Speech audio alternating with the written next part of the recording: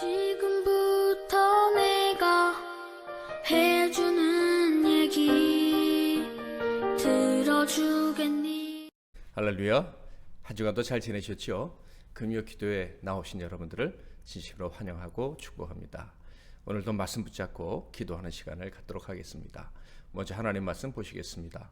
누가복음 15장 11절에서 32절 말씀이 되겠습니다. 신약성경 누가복음 15장 11절에서 32절까지 말씀 중에서 20절, 21절, 22절을 봉독해 드리겠습니다. 이에 일어나서 아버지께로 돌아가니라. 아직도 거리가 먼데 아버지가 그를 보고 치근히 여겨 달려가 목을 안고 입을 맞추니 아들이 이르되 아버지 내가 하늘과 아버지께 죄를 지었사오니 지금부터는 아버지의 아들이라 일컬음을 감당하지 못하겠나이다 하나 아버지는 종들에게 이르되 제일 좋은 옷을 내어다가 입히고 손에 가락지를 끼우고 발에 신을 신기라. 아멘. 오늘은 내 아들은 종으로 살 수 없다. 내 아들은 종으로 살 수 없다라는 제목으로 하나님 말씀을 상고하겠습니다. 오늘 말씀은 우리가 너무나도 잘 아는 탕자의 비유입니다. 개인적으로는 이 비유를 읽을 때 저는 처음에 나오는 구절이 제 마음을 든든하게 만들어줍니다. 어떤 구절입니까? 11절 또 이르시되 어떤 사람에게 두 아들이 있는데 바로 이 구절입니다. 어떤 사람에게 두 아들이 있다는 이 말씀, 어떤 사람에게 아들이 있다, 이게 어떤 말씀이기에 제 마음을 든든하게 해줄까요? 바로 아버지와 아들이라는 이 관계는 어떻게 해서라도 깰 수가 없는 관계이기 때문에 그렇습니다. 정말 비정상적인 상황이나 비정상적인 사람들에 의해서가 아니고서는 절대로 깨질 수 없는 것이 아버지와 아들의 관계입니다. 그래서 저는 이 말씀이 가장 든든합니다. 내가 하나님의 아들이기 때문에 결코 염려할 것이 없겠구나. 내가 아무리 부족해도 혹시 실수해도 염려하지 않아도 되겠구나라는 그런 마음의 담대함을 주기 때문에 이 말씀이 제겐 가장 든든한 말씀으로, 저를 가장 든든하게 해주는 말씀으로 다가오는 것입니다. 이 비유에 등장하는 주인공은 세 사람이죠. 아버지와 큰아들, 작은아들, 이 세 사람입니다. 이 중 두 아들은 문제가 많은 사람들이에요. 하나는 가출하고 방탕한 삶을 살았고 또 다른 하나는 형제 우애도 효심도 그리고 감사하는 마음도 찾아보기 힘든 그런 아들입니다. 아주 자기중심적인 사람인 거예요. 자, 그런데 둘 다 결론적으로 보면 아버지와 관계가 깨지지 않습니다. 한 아들은 아버지께 죄를 지었습니다. 그래서 아버지께 참 실망을 안겨드렸고 그 마음을 참 근심하게 해드렸어요. 또 다른 아들, 큰아들은요 참 아버지를 실망시켜드렸고 또 아버지가 약해지도록 만들었습니다. 그러나 그들은 여전히 아버지 집에 아버지와 함께 살아가고요, 아버지의 아들로서 혜택을 누리고 살아가게 됩니다. 그들은 아들이었기 때문에 아무리 부족해도 아들의 지위를 박탈당하지 않았습니다. 둘째 아들은 박탈당해야 마땅하다고 생각을 했어요. 그래서 염려했죠. 근심했습니다. 앞으로 어떻게 살아갈까? 나는 이제 더 이상 아버지의 아들이 아닌데 그럼 종으로 살아가면 될까? 염려했습니다. 그러나 그것은 아들의 생각일 뿐이었지 아버지의 생각과는 아무런 상관이 없었다 하는 거죠. 자, 그래서 이 탕자의 비유 내용을 알고 이 성경을 다시 보면 11절 이 한 구절만으로도 큰 위로가 됩니다. 여러분은 어떻습니까? 특별히 이 누가복음에서 15장 앞에 나와 있는 말씀들을 보면, 그리고 이 탕자의 비유를 보면 그렇구나, 아버지께서 찾아내시는구나, 아버지께 나오는 자는 곧 아버지께서 찾아낸 사람이고 그들은 염려할 필요가 없구나 하는 것을 알 수가 있습니다. 양 100마리 중에 한 마리에 포함되어 있든지 10드라크마 중에 한 드라크마로 포함되어 있든지 두 아들 중에 한 아들이든지 이미 하나님의 것, 주님의 것이 된 사람은 염려할 필요가 없겠구나 하는 생각을 하게 되는 겁니다. 자, 이 비유의 내용을 좀 더 자세히 살펴보도록 하겠습니다. 이 이야기는 둘째 아들의 일탈로 시작이 됐죠. 12절을 볼까요? 그 둘째가 아버지에게 말하되 아버지여 재산 중에서 내게 돌아올 분깃을 내게 주소서 하는지라. 아버지가 그 살림을 각각 나눠 주었더니. 둘째 아들이 아버지께 재산 상속을 요구한 것입니다. 이것은 유대 사회에서 아주 해서는 안 될 행동 중에 하나였습니다. 물론 어느 정도 아버지가 생전에 유산을 주실 수는 있어요. 선물같이. 그러나 자기가 받을 분길 전부를 달라는 것은 있을 수가 없는 것입니다. 큰아들은 3분의 1을 받고 둘째 아들은 3분의 1을 받습니다. 아들이 2명 있을 때. 그런데 이 둘째 아들은 자기가 받을 몫인 3분의 1을 다 내놓으라고 한 것입니다. 이 유산 상속은요, 아버지께서 돌아가실 때 받는 것이 상례였습니다. 그러므로 이 둘째 아들의 요구는 참으로 비난받아 마땅한 것이었죠. 마치 아버지가 살아계신 것이 자기의 앞길을 막습니다 라고 말한 것과 같은 요구였기 때문입니다. 어떤 사람들은 하나님 때문에 참는다 이런 말을 서스럼 없이 하기도 합니다. 하나님 때문에 하고 싶은 일을 하지 않는다 라고 말하면서 마치 자기가 믿음이 있는 것처럼 얘기를 하는 것입니다. 그런데 이런 말은 잘못하면 내가 하나님 때문에 참 불편하다라는 이야기로 들릴 수 있다는 것을 우리는 꼭 기억해야 할 것입니다. 하나님 아버지가 좋아서, 하나님 아버지가 계신 것이 좋아서, 아버지께서 주신 법이 좋아서 살아가는 사람은요, 막 지키기 싫은 것 억지로 지키는 것처럼 말하지 않는 거예요. 우리 아버지께서 이렇게 말씀하셨으니 나는 이렇게 사는 게 좋습니다. 이렇게 이야기하지, 말씀을 지키기 싫은데 어쩔 수 없이 아버지 때문에 지킨다. 이거는 사실 아버지 입장에서는 그렇게 반가운 얘기는 아닐 것입니다. 좀 심하게 얘기하면 여전히 하나님을 믿습니다, 말씀에 순종합니다 라고 말하지만 나는 하나님 때문에 이렇게 손해보고 삽니다 라고 말하는 것처럼 들리기 때문이에요. 여러분은 어떻습니까? 하나님이 계셔서 좋습니까? 그분의 말씀에 순종할 수 있는 것이 좋습니까? 때로는 손해보는 것 같아도 손해보는 것보다 아버지께 순종하는 것이 더 큰 가치고 더 큰 기쁨이기 때문에 기꺼이 그 길을 가고 있습니까? 아니면 억지로 순종하고 계십니까? 탕자는요, 아버지가 불편했습니다. 그는 더 이상 아버지 옆에 살 수가 없다고 생각했어요. 아버지의 존재가 불편했다, 이런 얘기죠. 그는 아버지 때문에 잃어버린 자유가 있다고 생각했고 그것을 속히 회복하고 싶어 했습니다. 그래서 재산을 다 내놓으라고 한 것이죠. 자, 그런데 이 둘째 아들의 이야기를 들은 아버지의 반응이 우리의 예상을 뛰어넘습니다.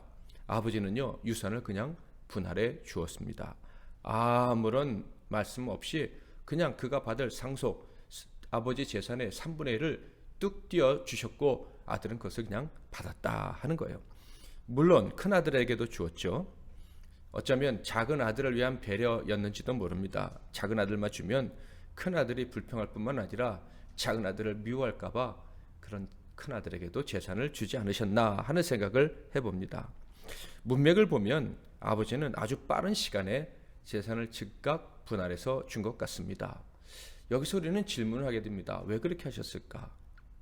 아들이 너무 불량하게 보챘기 때문에 못 이겨서 이렇게 하셨을까? 아니면 아들이 자유가 없다고, 아버지 때문에 힘들다고 하는 그 말에 마음이 너무 아프셔가지고 그래 너 자유를 누려봐라 하면서 그렇게 재산을 나눠 주신 것일까? 아버지는 아들을 잘 알고 있었을 거예요. 아들은 스스로 설 수 없다는 거. 그는 내 재산을 가지고 나가서 산다고 해도 진정한 자유를 누리기는 힘들 것이라는 거 아버지는 알았을 거예요. 그런데 왜 이토록 빨리 재산을 나눠 주셨을까? 제 생각에는 아버지가 원하는 것은 또 다른 데 있었기 때문이 아닌가라는 생각을 합니다. 즉 재산보다 더 중요한 것이 있었다. 물질보다 더 중요한 것이 있었다라는 말씀이죠. 그것은 무엇일까요? 이제 우리가 말씀을 계속 살펴보면 분명히 알게 되겠지만 미리 조금 말씀을 드리면 바로 아버지의 마음을 아는 것, 그것이 아버지께는 가장 중요했다라고 생각을 합니다. 아들에게는 재산이 중요했지만 아버지는 재산이 중요한 것이 아니었습니다. 아들에게는 자유가 중요했습니다. 그러나 아버지는 아들이 진정한 자유가 무엇인지를 알기를 원하셨죠. 자유와 방종의 차이를 제대로 깨닫고 돌아오기를 원하셨다 하는 것입니다. 그리고 무엇보다 아버지는 아들의 자유는 아버지 안에 있을 때 가능하다는 것, 그것을 알고 계셨던 거예요. 아들이 아버지 앞에 돌아오므로 재산을 다 잃더라도 진정한 자유를 얻기를 원했기에 재산을 금방 뚝 떼어 주셨다, 이렇게 생각이 듭니다. 유산을 신속하게 받은 아들은 역시 신속하게 행동을 했지요. 13절, 그 후 며칠이 안 되어 둘째 아들이 재물을 다 모아가지고 먼 나라에 가 거기서 허랑방탕하여 그 재산을 낭비하더니, 아들은 아버지를 신속하게 떠났습니다. 자유를 누리기 위해 떠났습니다. 그러나 그가 원했던 자유는요, 어떻게 나타났죠? 허랑방탕으로 나타났습니다. 자유의 결과는 결국 모든 것을 낭비하는 것으로 나타났습니다. 그런데요, 그가 낭비한 것은 누구 것입니까? 사실 아버지께 받은 것입니다. 아버지께 받은 모든 것을 낭비하는 것, 그것이 그가 그토록 원했던 자유의 결과였다 하는 것입니다. 여러분, 하나님께서 우리에게 자유를 주셨다는 것을 알고 계십니까? 그 자유는 어떤 자유인 줄 아십니까?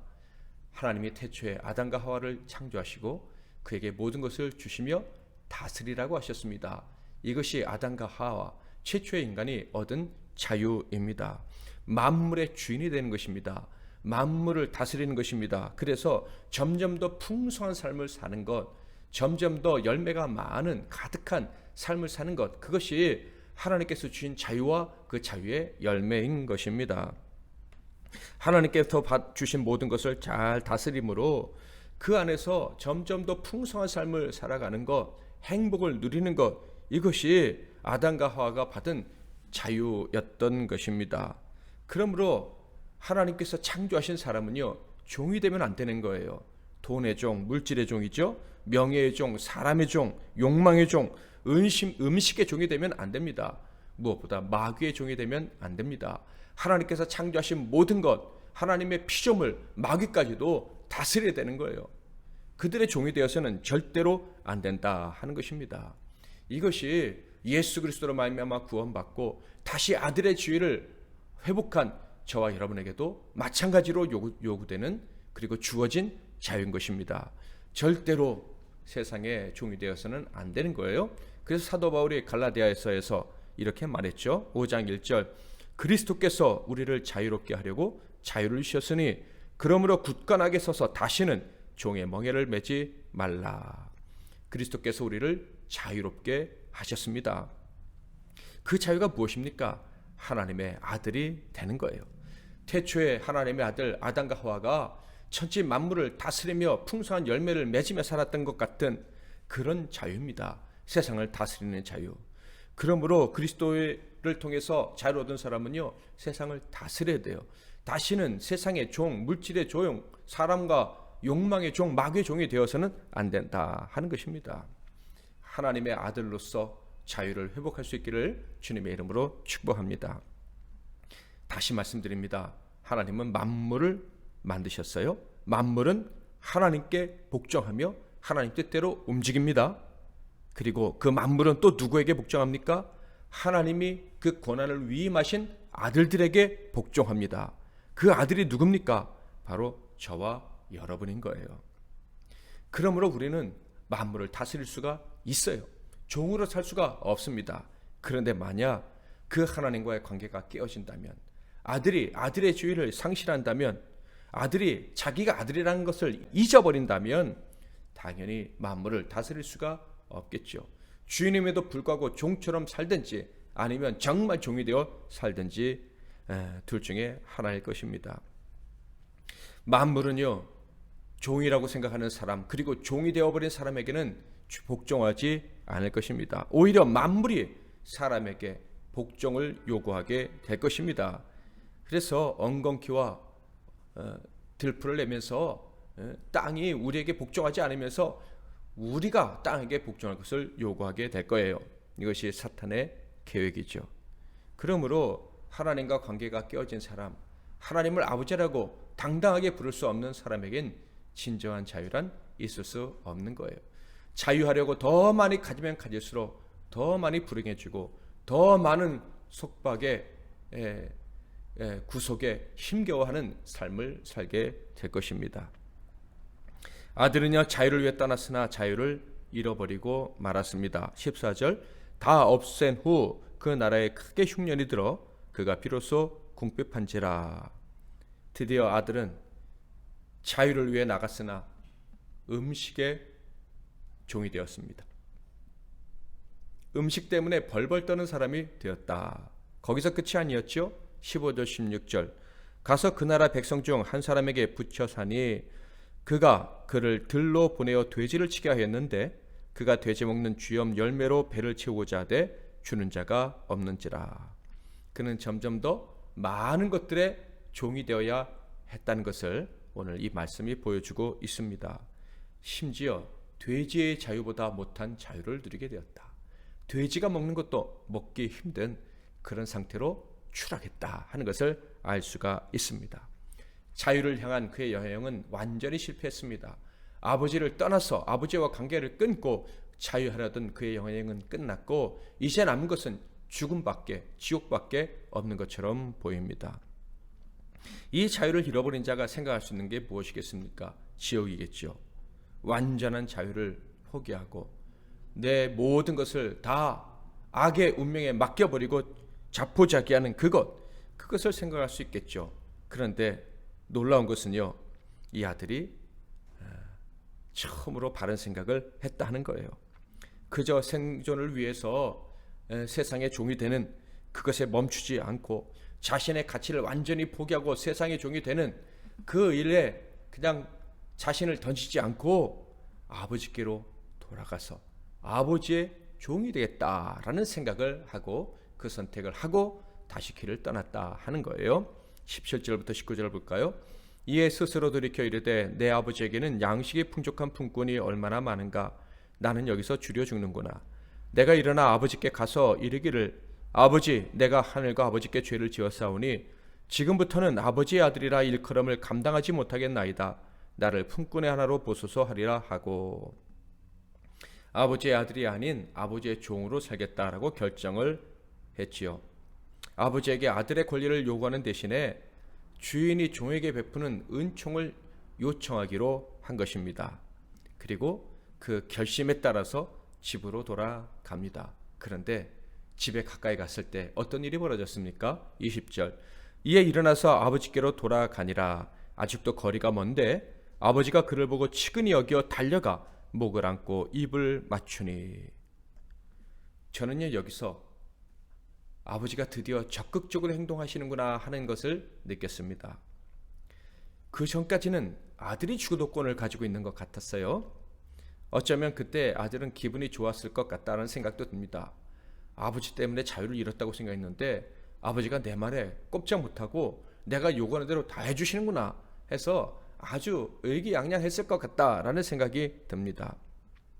그전에는 자기가 아버지의 종인 줄 알았는데 아마 그 순간만큼은 아버지가 자기 종이 된 것처럼 느꼈을 것 같습니다. 아버지는 그렇게 그때 그 과거에는 아들에게 수동적이셨어요. 그런데 이 아들이 종이 되겠다고 작정하고 집에 돌아오니 아버지가 갑자기 예전에 나를 집에서 내보낼 때, 아니 내가 집에서 나갈 때 그때 보이셨던 행동과는 다른 행동 패턴을 보이시는 거예요. 적극적으로 주도적으로 행동을 하시는 것입니다.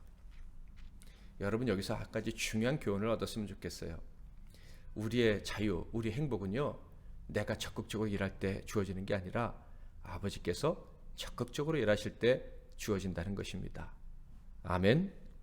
하나님이 일하셔야 우리가 진정 자유자가 됩니다. 이 죄인이 세상을 온전히 다스리라는 이런 특권을 가졌지만 다스릴 능력이 없어요. 그래서 아버지께 은혜를 구하고 만물을 다스릴 수 있는 힘을 달라고 아버지 아들답게 살게 해달라고 도움을 구하면 그때부터 아버지가 일하실 때 그때 비로소 우리는 진정한 자유를 누리게 된다 하는 것입니다. 아버지가 일하시도록 하는 게 무엇입니까? 아버지께 돌아가는 거예요. 겸손히 회개하는 마음으로 아버지께 돌아가는 거예요. 그러면 아버지가 일하십니다. 여러분, 오늘도 여러분의 연약함을 회개하시고 아버지께 도움을 구하십시오. 그러면 아버지께서 일하실 것이고, 그러면 여러분은 여러분에게 주신 아들의 자유로, 딸의 자유로 여러분에게 주어진 그 환경을 다스리게 될 것입니다. 그것들이, 그 사람들이 여러분에게 복종하는 것을 경험하게 될 것입니다. 그 은혜를 꼭 누리시기를 축복합니다. 아버지는 적극적으로 행동을 하시는데요. 어떻게 행동하십니까? 아들이 아버지를 만나리라고 생각하지 못한 그곳에서 아버지가 아들을 만나 주십니다. 어떻게 해요? 아버지는 아들이 올 것을 기다리고 계셨던 거예요. 그래서 멀리서부터 지켜보고 계시다가 그 아들을 먼저 알아보고 달려와서 그를 끌어안고 입 맞춰 주셨다 하는 것입니다. 목을 안고 입을 맞춰 주셨답니다. 그 이유는 치근히 여기셨기 때문에, 불쌍히 여기셨기 때문에, 반가움과 그리고 긍휼의 마음이 아버지에게 가득 있었다 하는 것을 알 수가 있어요. 아니, 이 아들을 괘씸히 여겨도 이상하지 않은 상황이 아니었습니까? 그러나 아버지는 불쌍히 여기고 입 맞췄다. 어쩌면 아들의 입장에서는 정말 이상한 상황일 거예요. 혼내는 것보다 훨씬 더 이상한 상황으로 여겨졌을 것입니다. 도대체 내 아버지는 어떤 분이신가? 왜 나를 혼내지 않으시고 나를 끌어안고 입 맞춰 주시는가? 아들은요, 이 상황이 잘못됐다고 생각했어요. 그래서 이야기를 시작합니다. 21절.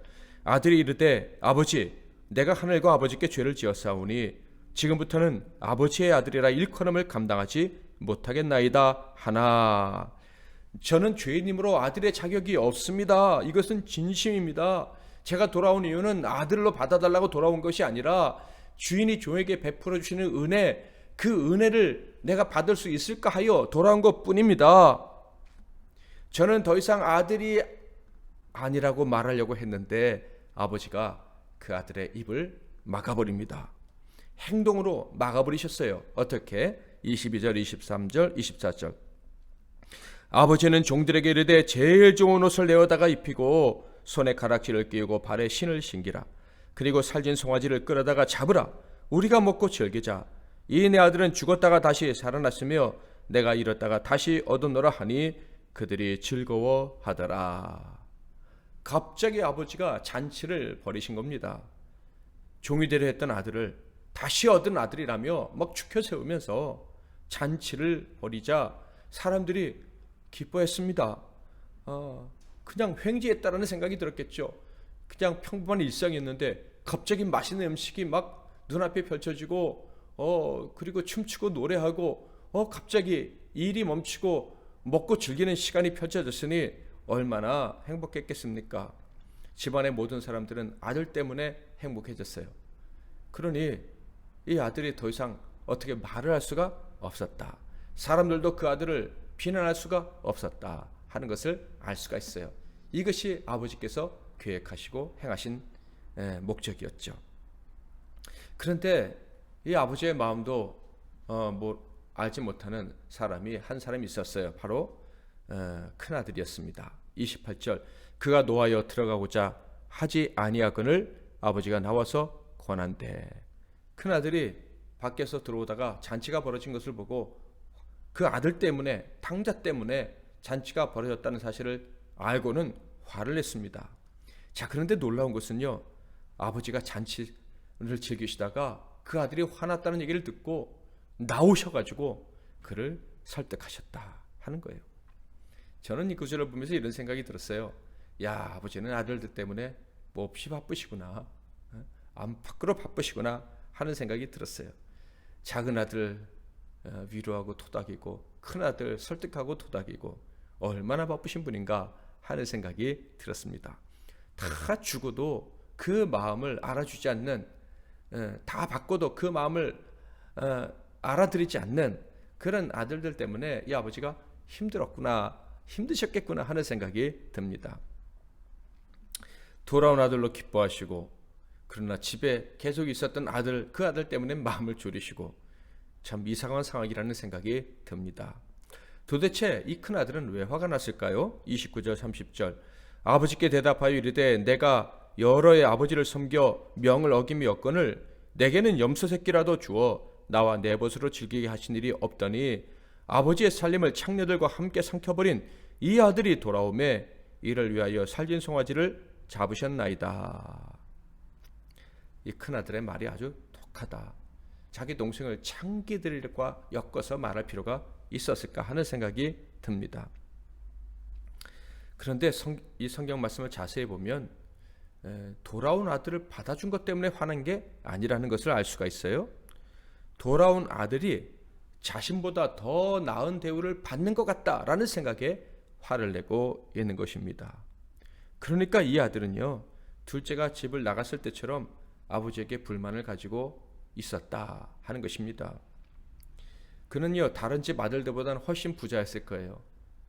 어떻게 부자입니까? 재산 상속을 받았으니까.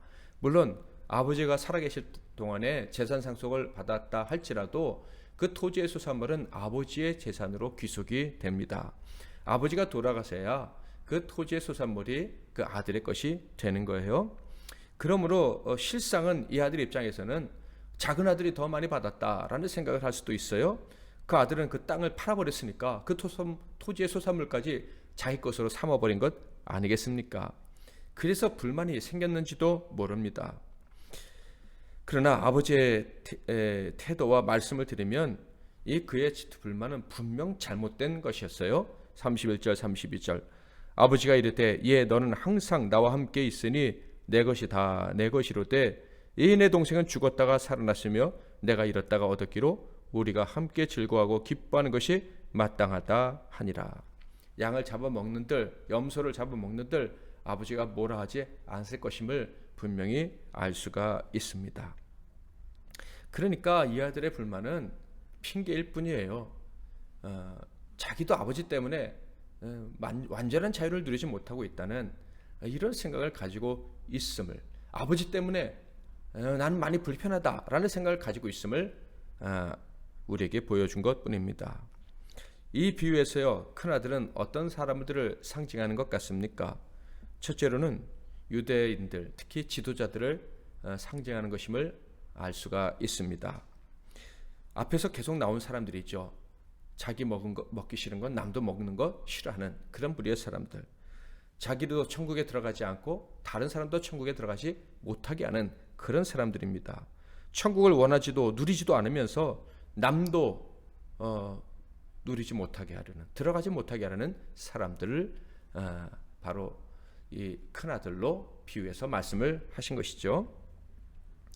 죄인과 세리들이 천국 복음을 들으러 주님께 나오는 것을 싫어했던 사람들이 바로 유대인들, 그들의 지도자들이었습니다. 큰아들과 같은 사람들이었음을 알 수가 있습니다. 또 큰아들은 여전히 자유를 누리지 못하는 하나님의 아들, 딸들을 상징한다고 볼 수도 있겠습니다. 저는요, 오늘 이 말씀을 보면서 두 부류의 사람들을 다 지칭하신다라는 생각이 듭니다. 앞뒤 문맥을 통해서 보면 분명 배타적인 유대인들에게 하신 말씀이 분명해 보입니다. 그런데 31절과 32절을 보면 아직 자유를 누리지 못하고 있는 아들, 딸들에게도 말씀하신 것이 분명한 것 같습니다. 뭐라고 말씀하셨습니까? 큰아들에게 예, 너는 항상 나와 함께 있으니 내 것이다, 내 것이로되.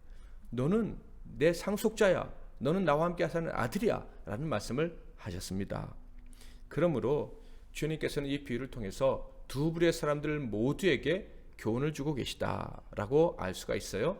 엄밀하게 말하면 유대인들에게는 책망을 하시는 것이고 저주의 말씀이라고 볼 수도 있고, 그리고 이 아들, 딸들에게는 빨리 회개하고 작은 아들처럼 돌아오라라는 권고의 말씀이다 라고 할 수도 있겠습니다. 결론적으로 이 비유를 통해 주님이 보여주시려는 것이 무엇인지, 깨우쳐 주시라는 것이 무엇인지 생각해 보겠습니다. 가장 큰 교훈은 이것이라고 생각합니다. 아들은 아버지께서 책임져 주신다. 아버지는 아들들이 자유를 누리기를 원하신다 하는 것입니다. 진정한 자유를 깨닫기를 원하시고 그 자유를 깨달을 때까지 기다리신다 하는 것입니다. 자, 그렇다면 진정한 자유는 우리가 어떻게 얻을 수 있습니까? 진정한 자유자로 사는 길은 무엇입니까? 내가 자유자라는 것을 어떻게 깨달을 수가 있겠습니까? 바로 아버지 안으로 돌아오는 거예요. 아버지께로 돌아오는 것입니다. 바로 회개죠. 아버지와 아들과의 관계를 온전히 회복하는 것, 그때 우리는 모든 것을 다 가지고 모든 것을 다스리는 참 자유자가 될 수 있는 것입니다. 그때 인생의 낭비를 하지 않을 수가 있고, 그때 어느 곳에 있든지 만족하고 또 기쁨을 누리며 살아갈 수가 있는 것입니다. 사랑하는 성도 여러분, 저와 여러분은 예수 그리스도의 보혈로 말미암아 구원받은 사람들입니다. 그 사실을 믿으십니까? 그 사실을 믿는 사람에게는 하나님의 아들이 되는 권세를 주셨다라고 말씀을 하셨습니다.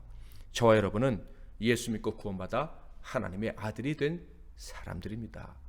예수 믿고 구원받았을 때 우리가 한 일은 무엇입니까? 하나님을 다시 아버지라 부른 것입니다. 아버지를 떠나 살고 내 마음대로 내 뜻대로 살던 죄악을 회개한 것입니다. 우리가 회개하고 아버지께로 돌아와서 믿음의 사람이 된 것이고 아들이 된 것이고 자유자가 된 것입니다. 이 일을 위해서 예수가 오셨고 십자가에서 죽으신 것이죠. 우리는 구원받은 사람입니다. 이 사실을 믿는다면 더 이상 세상의 종으로 살 수가 없습니다. 세상에서 주인으로 세상을 다스리며 살아야 하는 사람들인 거예요. 이 사실을 기억하고 이제 당당히 살아갈 수 있기를 주님의 이름으로 축복을 드립니다.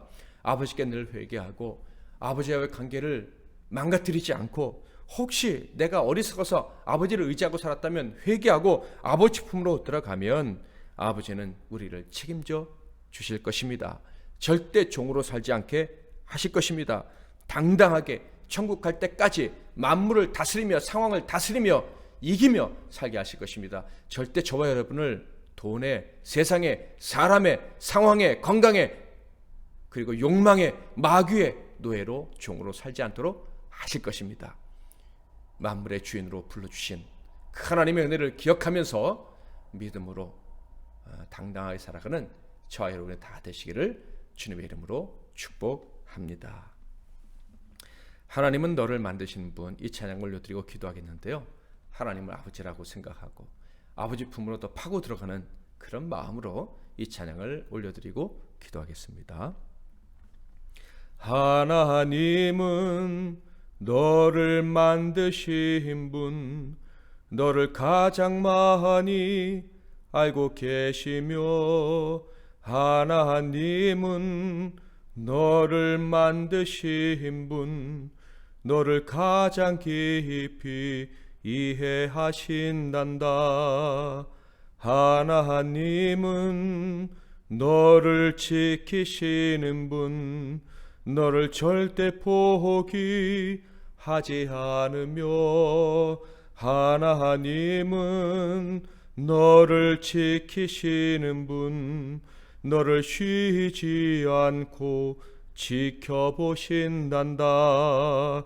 그의 생각 셀 수 없고 그의 자비 무궁하며, 그의 성실 날마다 새롭고 그의 사랑 끝이 없단다.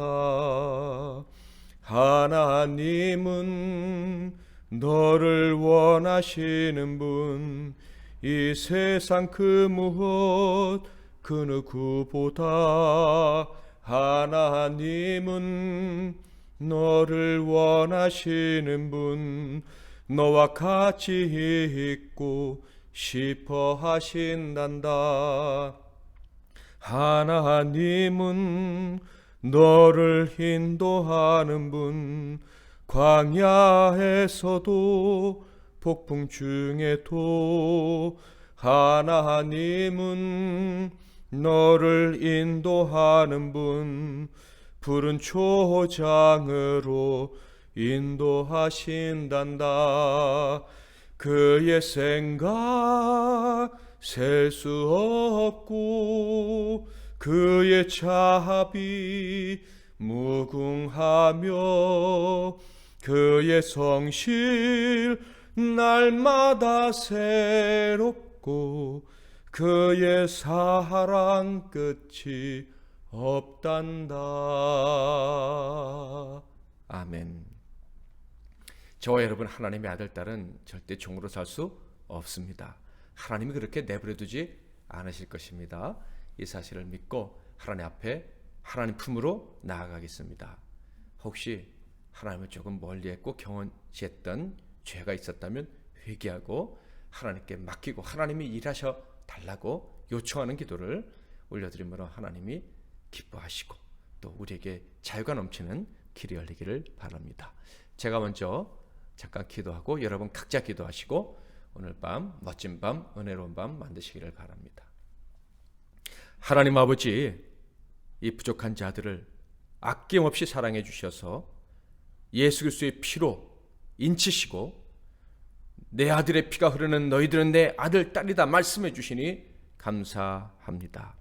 하나님의 아들, 딸이 된 저희들은 창조주의 아들, 딸이요, 그리고 창조주와 함께 만물을 다스릴 권리를 얻은 아들, 딸인 줄 믿습니다.